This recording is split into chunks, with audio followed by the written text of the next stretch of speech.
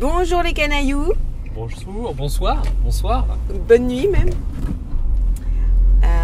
Bienvenue pour notre première... On n'a pas de nom encore. Non, on n'a pas de nom. On hésite. Est-ce que c'est un ciné-drive? C'est une critique drive? Non, une critique drive. Enfin, on trouvera le nom sur YouTube. De toute façon, si vous êtes arrivé là, c'est que vous avez cliqué sur la vidéo. Donc, ils ont le titre. Qu'est-ce qu'on va faire? En gros, le concept, c'est simple. Au retour des séances ciné, on vous donne notre avis sur les films qu'on est allé voir. Et aujourd'hui, du coup, la toute première qui est sur... Blade Runner 2049. J'allais dire 2047. 2049. Comme ça fait un peu... Moi, le titre 2049, je trouve déjà le petit côté date, c'est un petit côté kitsch. Mais bon, après, c'est mon avis. Oui, mais c'est parce que c'est la reprise. Enfin, c'est pas la reprise, c'est la suite. C'est la suite de Blade Runner qui est sortie en je sais plus combien, en 82, je crois.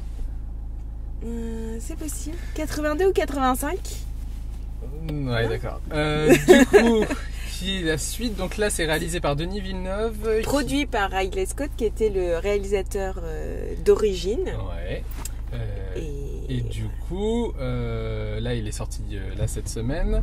Donc, mercredi, là, on est quoi déjà? Dimanche. Et on a été voir quand même la séance en VOST parce qu'on voulait pas le voir en version française. Important la VOST pour le jeu de l'acteur quand même. Oui, il est donc 1h du matin, 1h01, vu que la séance était à 21h45. Ouais, il faut être motivé pour voir les films en VOST, quoi. C'est ça. Alors, on en ressort, c'est tout chaud, c'est tout frais. Votre avis? Bah, c'était vachement bien. Voilà, c'est bon. Oui, d'accord, okay. Non, alors moi c'était pas gagné parce qu'en fait il faut savoir que j'avais pas vu Blade Runner quand j'étais jeune. Donc non, tu l'as vu. Je l'avais pas vu quand j'étais jeune, non. Donc du coup je l'ai vu là récemment et du coup j'ai pas du tout accroché au premier. Donc du coup j'avais un petit peu peur pour celui-ci, mais la magie de Denis Villeneuve, j'ai envie de dire. Non, mais il faut dire qu'il est très très fort. Juste, très très fort. On avait adoré Premier Contact. J'allais dire le premier film. Le Premier Contact. Qui est sorti l'année dernière, je crois. Ouais, c'est ça. Et là, je trouve qu'on a retrouvé le même état d'esprit. Une atmosphère qu'il y avait aussi dans le Premier Contact. Les silences avec juste des bruits, quoi. Il aime beaucoup ça, j'ai adoré. Sons et les bruits, et je trouve que même dans ses plans c'est très graphique, c'est à la fois épuré et super fort, enfin en sens, ouais. Puis l'espèce de brouillard, de vide, mais pas vide. Ouais, il sait faire du vide, pas vide, il sait faire du vide plein de sens. Et c'est ça qui est fort. À la fois dans le son et dans l'image. Ouais. C'est ça qui est fort. Bon, dans le son, il y a aussi Hans Zimmer qui est à la musique, donc du coup, ça aide aussi à avoir une bonne petite. Ah, c'était Hans Zimmer, j'ai pas fait ils sont deux. Alors, j'ai pas retenu le nom parce que l'autre, je le connais pas. Mais du coup, on a Hans Zimmer quand même à la musique, donc forcément. Il est fort. Et c'est des musiques sans. Je trouve, par contre, ça c'est hyper bien fait. C'est que du coup, ils ont réussi à reprendre le style du Blade Runner, mais en remettant un peu de. Enfin, en gros, aujourd'hui, vous rajoutez des basses à fond les ballons. Et ça fait beaucoup plus moderne, quoi, et puis un peu d'électro quand même. Oui, mais je veux dire, anciennement c'était déjà électro. Ouais, mais oui. Donc du coup là c'est juste tu rajoutes des bonnes basses pour que ça fasse bien grave, bien Hans Zimmer, quoi, et ça passe. Alors c'est sûr que si on n'aime pas Hans Zimmer, ça va avoir du mal à passer, mais non, enfin ça m'a donné la même impression que la reprise au niveau de la musique et du son du Tron, le 2 qu'il y avait eu, et je me suis dit ouais, on reprend l'atmosphère mais on la réactualise sans qu'on se dise oulala, on reconnaît plus du tout l'original. Et ben moi ça m'a fait plusieurs fois j'ai pensé à Tron, dans la musique mais aussi dans l'atmosphère. Bon, Ryan Gosling, nickel. Il est bien ce petit Ryan. Moi j'étais pas persuadé. J'avoue que j'étais un peu déçu parce qu'au bout d'un moment dans le film, alors c'est un spoiler sans être un spoiler, mais au bout d'un moment dans le film je me suis dit mais où est Harrison Ford? Parce que bon, moi, mais carrément j'avais quand même vu l'affiche avec Ryan Reynolds, Harrison Ford, et au bout d'une heure et demie je me dis Alors, ou alors, soit ils ont survendu Harrison Ford et il sera qu'à la fin en clin d'œil. Ben ouais, mais il y a un peu de ça. Au final, ça va, c'est pas un clin d'œil. Non, mais bon. Il est là, quoi. Mais en même temps, ça nous fait... Enfin, du coup, je trouve que son arrivée, bah, ça nous fait plaisir, quoi. Je trouve qu'il y a un petit côté... Ah, alors, tu vois, moi, s'il y a bien un moment que j'aurais pas fait pareil, c'est bien ça. Ah bon? Ah ouais, le plan too much le plan Harrison Ford, quoi. Mais oui, mais... Dans la lumière, tu rentres dans la lumière. Ouais, mais c'est Harrison, quoi. Ouais, pour moi, ouais. c'est... Oui, bon, d'accord, c'est un petit peu... Ça manque de subtilité par rapport au reste du film. Par contre, Harrison Ford s'est amélioré au niveau du jeu de l'acteur. Parce que, enfin voilà, moi j'ai vu Blade Runner récemment, je me suis dit, c'est pas possible, quoi. Il faut, si vous l'avez pas en tête, il faut que vous le revoyiez et que vous voyez Harrison Ford qui joue. Alors, c'est-à-dire que quand il le joue en Indiana Jones, ça va, c'est-à-dire c'est un peu exagéré, c'est un peu too much et ça passe. Par contre, dans Blade Runner, le premier, hein, voir Harrison Ford qui fait comme ça, c'est pas possible, quoi. Ouais. Donc là, ça va, c'est plus subtil. Ça vieillit. Limite, c'est peut-être trop subtil parfois chez Ryan Reynolds, chez Ryan Gosling. Tu vois trop subtil. Ah bah, c'est-à-dire que moi fois, j'adore. Moi, il y a des moments. Il ressent quoi de l'intérieur. Ah mais il y a des moments en fait où je me disais, j'avais presque l'impression qu'en fait c'était des androïdes. Quoi? Tellement ils ressentaient rien. Bah c'est un peu ça. Hein. Bah non, c'est là tout le concept de Blade Runner où en fait en réalité c'est quoi la différence entre ceux qui ont été créés et ceux qui n'ont pas été créés? Bah c'est qu'il n'y en a pas de différence. Mais moi c'est ça que j'aime bien justement, c'est que là du coup... C'est pas des robots. Quoi? À l'intérieur de leur corps, c'est pas des robots. Non mais, bah quand même. Bah non. Bah oui. Bah en quoi? Bah à un moment quand il est blessé, on voit à l'intérieur, c'est un peu, on a l'impression que c'est... Il crache du sang. Oui, il crache du sang, mais il y a un mélange avec la machine. Oui. À revoir. Ah oui, non, je suis sûre. Enfin non. Ah oui, ben non. Bon bref, on est là pour donner l'avis sur le film. Hein. Mais n'empêche que Blade Runner, c'est quand même pas évident à comprendre tout. Hein. Alors par contre, ce qui est très intéressant, c'est qu'on peut voir celui-là sans avoir vu l'autre. C'est pas grave. Oui, non, c'est pas gênant. On n'est pas à fond, on va pas être à fond dans l'histoire et dans l'ambiance et dans machin, mais je veux dire, ça suit comme ça. Je veux dire, quelqu'un qui n'a jamais vu l'ancien, ça passe. Ça passe. En plus, il y a le petit, à la Star Wars ou à la Terminator finalement. Petit rappel dans les rappel au début, voilà, pour dire, si tu n'as pas vu le avant, on te remet dans le bain. Après, c'est vrai qu'il y a beaucoup de choses qui font référence au premier, donc oui, mais... c'est plus riche. Ouais, c'est ça. Mais en même temps, je trouve qu'il y a l'atmosphère. Il a réussi à recréer l'atmosphère en faisant, parce que c'est plus tard, c'est dans le futur de Blade Runner, dans notre futur aussi. Bah 2049, je crois. C'est ça. Donc du coup, je trouve qu'il a réussi à garder l'atmosphère de Blade Runner pour la mettre dans le futur, quoi. Parce que quand même, Blade Runner c'était censé être dans le futur à l'époque, mais ça date de quand? C'était quoi?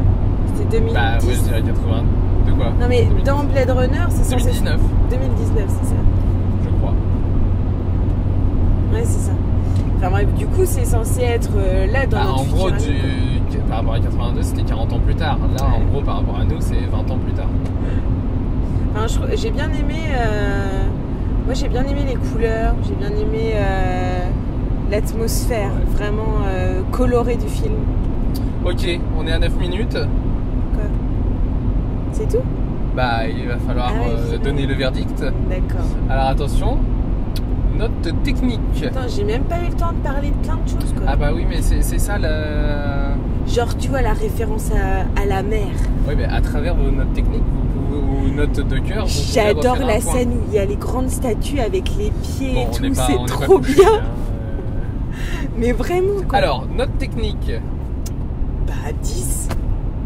Attends, c'est sur combien? C'est sur 10. 10 et 10. On se donne 10 en technique et 10 en note de cœur. Et on arrive et il y a le brouillard de Blade Runner, quoi. Carrément. Donc 10 sur 10. Carrément. Ok. Moi, je mettrais un 9.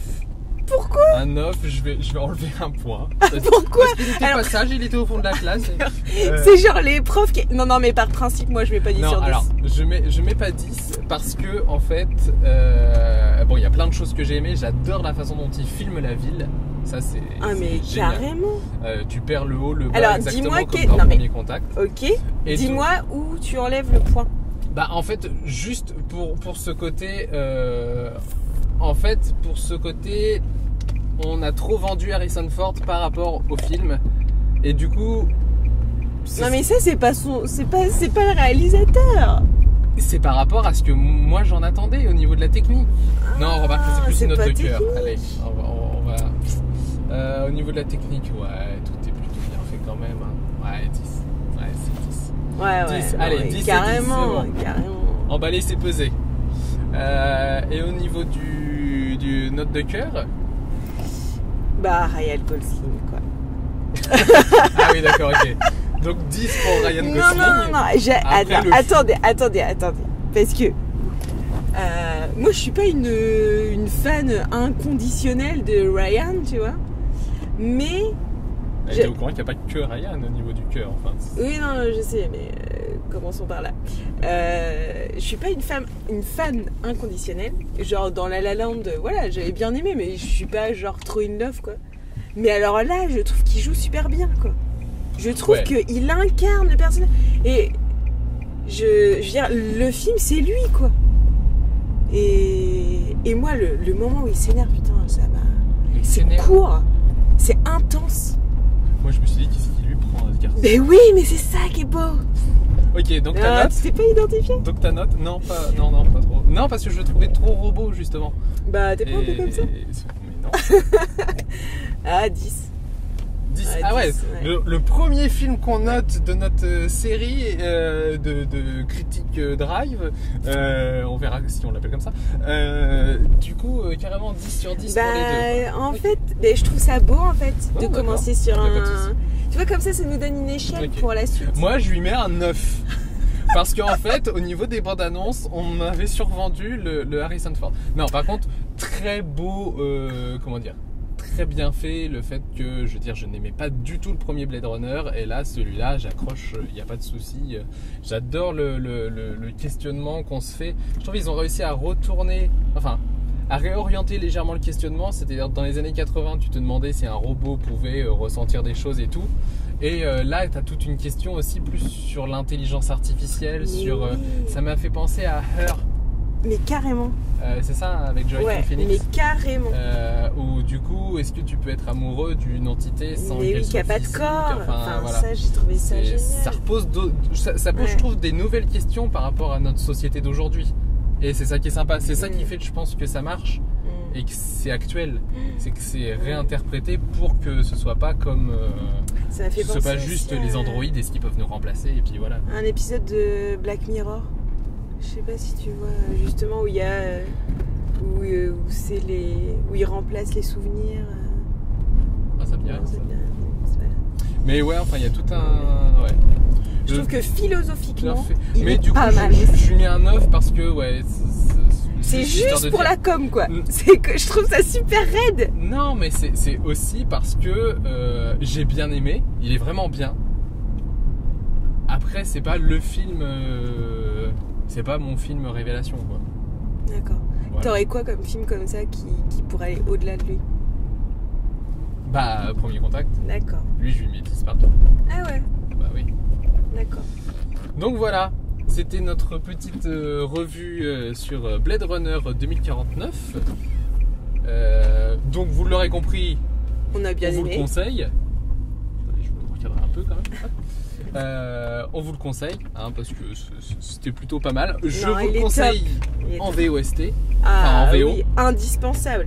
En plus Parce pour le que- son quoi, c'est pas possible. Enfin, Ouais, je sais pas. du coup on n'a pas vu la VO, hein. Peut-être qu'elle est bonne, mais La VF, tu veux dire? la VF, oui. On a vu la VO, on a pas Mais vu. ouais, et puis dans le jeu de l'acteur, tout ça, c'est quand même. Puis la voix d'Harrison, parce que Ouais. il arrive comme ça Ouais, quoi. ouais, Donc